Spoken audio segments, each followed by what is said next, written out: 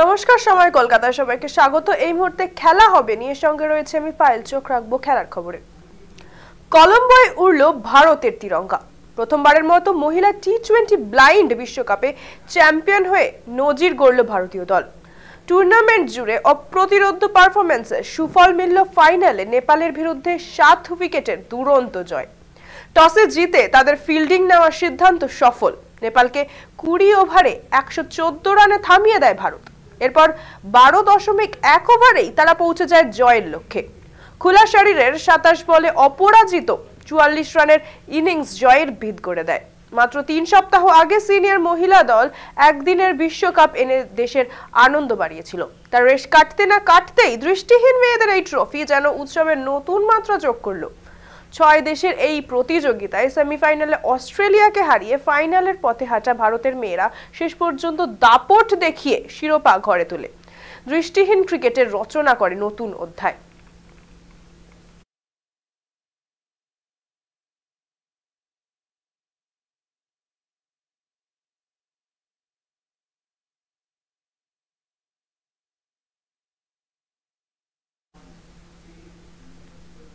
ভারতীয় টেস্ট দলের ব্যাটিং লাইনআপে অভিজ্ঞতার ঘাটতি স্পষ্ট।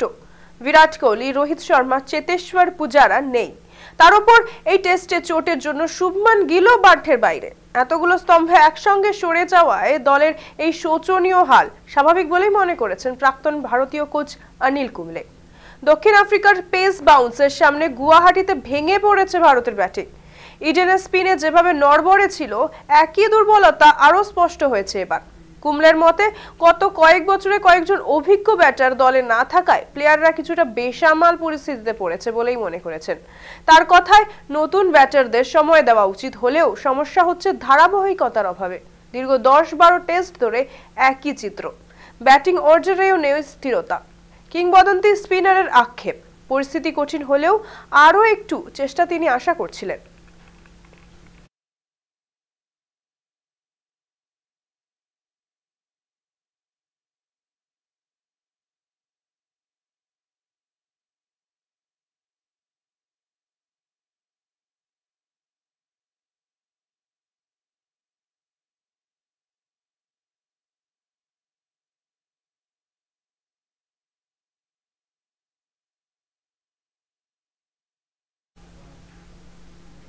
সুপ্রিম কোর্টের নির্দেশ শেষ পর্যন্ত মেনে নিল সর্বভারতীয় ফুটবল ফেডারেশন।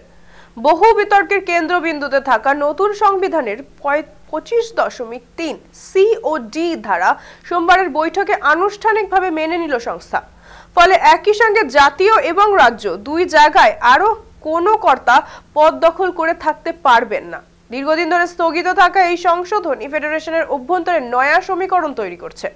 তবে সভাপতি কল্যাণ চৌবে জানিয়েছেন আগের মতোই, কারণ তার মেয়াদ শেষ হচ্ছে 2026 সালের সেপ্টেম্বরে। সুপ্রিম কোর্ট ও অবসরপ্রাপ্ত বিচারপতি এল নাগেশ্বর রাওয়ের সুপারিশ অনুযায়ী তৈরি খসড়া সংবিধান নিয়ে গত কয়েক মাস ধরে নানা টানাপোড়েন চলছিল। বহু কর্তার আপত্তি সত্ত্বেও অবশেষে আদালতের কড়া নির্দেশে পুরো সংবিধানই গ্রহণ করতে বাধ্য হলো ফেডারেশন। বার্ষিক সাধারণ সভায় বাকি ধারাগুলিও আগেই গৃহীত হয়েছিল। এদিন আদালতের নির্দেশের প্রতি সম্মান জানিয়ে ধন্যবাদ জানিয়েছেন ফেডারেশন।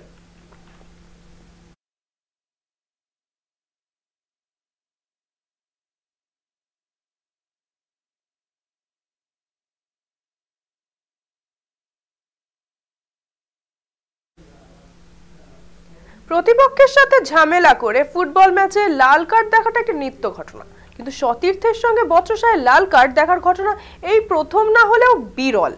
ইংলিশ প্রিমিয়ার লিগে ঘটলো সেরকমই একটি ঘটনা। নিজের দলের প্লেয়ারকে চড় মেরে লাল কার্ড দেখে মাঠ ছাড়লে এভারটনের ফুটবলার ইদ্রিস গানা গায়াকে। ম্যাচ চলাকালীন মাত্র 12 মিনিটে নিজেদের গোল পোস্ট থেকে একটি গোল সেভ করেন গায়া, কিন্তু তারপরে ভয়ঙ্কর ব্যাক পাস করেন কিন, যা ম্যানচেস্টার ইউনাইটেডের কাছে এনে দিয়েছিল গোল করার সুযোগ। যদিও তারা সেটিকে কাজে লাগাতে পারেনি। সেই ভুল পাস নিয়েই গায়ার সঙ্গে বচসা বাঁধে মাইকেল কিনের। গায়া রেগে গিয়ে চিৎকার করতে থাকেন এবং তারপরে বসিয়ে দেন এক চড় সতীর্থ কিনের গালে। পাল্টা কিনও তাকে মারতে যান। এই বিপজ্জনক আচরণের জন্য গায়াকে লাল কার্ড দেখান রেফারি। ফলে কার্যত বাকি পুরো ম্যাচটাই 10 জন নিয়েই শেষ করে এভারটন। কিন্তু তাতেও এভারটনের কাছে হেরে যায় ম্যানচেস্টার ইউনাইটেড। পরে অবশ্য নিজের আচরণের জন্য ক্ষমা চেয়ে নিয়েছেন গায়া।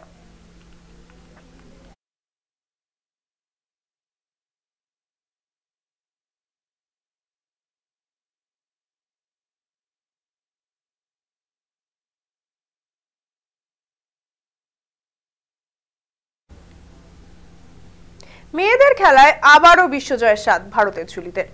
ঢাকায় অনুষ্ঠিত মহিলা কবাডি বিশ্বকাপের ফাইনালে চাইনিজ তাইপেইকে 35-28 ব্যবধানে হারিয়ে টানা দ্বিতীয়বারের মতো বিশ্ব চ্যাম্পিয়ন্স হলো ভারতীয় দল। গ্রুপ পর্ব থেকে শুরু করে ফাইনালের লড়াই সব জায়গাতেই ছিল তাদের নির্ভুল স্ট্র্যাটেজি। সেমিফাইনালে ইরানকে 33-21 ব্যবধানে হারিয়ে ফাইনালে ওঠা ভারত শেষ রাউন্ডেও দেখিয়েছে নিখুঁত ফিটনেস ও দৃঢ় মানসিকতা। অপরাজিত তাইপেইও তাদের চাপ সামলাতে পারেনি। 11টি দেশ অংশগ্রহণ করেছিল এই প্রতিযোগিতায়। এখানে ভারতের সাফল্যে উচ্ছ্বসিত প্রাক্তন তারকারা। পুনেরি পল্টনের কোচ অজয় ঠাকুর বলেছেন, এই জয় মহিলা কবাডির দ্রুত অগ্রগতিকে প্রমাণ করে। একই সুরে মনপ্রীত সিং দলের আত্মবিশ্বাস ও লড়াইকে কুর্নিশ জানিয়েছেন। প্রধানমন্ত্রী নরেন্দ্র মোদী অভিনন্দন জানিয়েছেন বিজয়ী মেয়েদের। ক্রীড়ামঞ্চে মেয়েদের এই জয় বিশ্ব দরবারে ভারতকে আরো উঁচু স্থানে তুলে দিল।